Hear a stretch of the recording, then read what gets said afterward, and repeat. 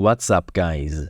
In this tutorial, I will show you the best ways to free up disk space on your Windows 11 PC.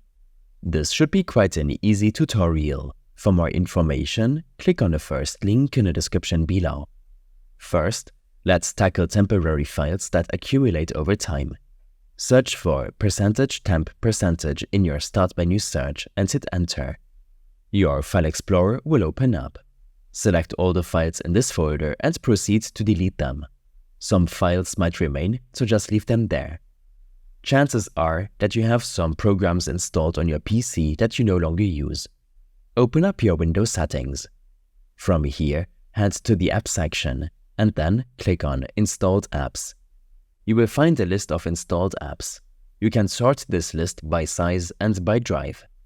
Make sure to review this list of apps and uninstall any unused programs from your PC. This can free up a significant amount of space. After Windows Update, the previous update files are no longer needed. You can safely delete these files to regain space. Search for Disk Cleanup to open the Disk Cleanup for Windows application.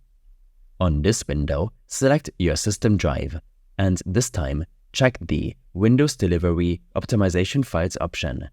Proceed by clicking OK. System restore points can take up a lot of space over time. To remove old ones, search for Create a Restore Point in the Start menu search. In the System Properties window, click Configure and then Delete. This won't affect your most recent restore point, but it will free up space. Your Downloads folder and Recycle bin can become cluttered with files you no longer need. Take a moment to go through them and delete what you don't need. Especially your Recycle bin will include all of your previously deleted temporary files on your PC.